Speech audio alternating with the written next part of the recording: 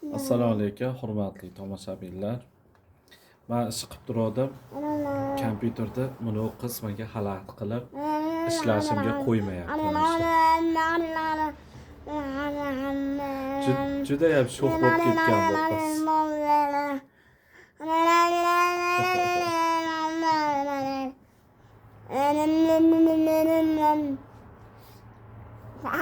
Ano, zelenda nima dedingiz?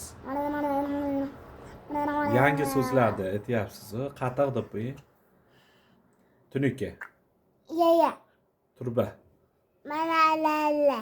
Amina. Bobom. La la Allah. la la la la. Allah. La la la.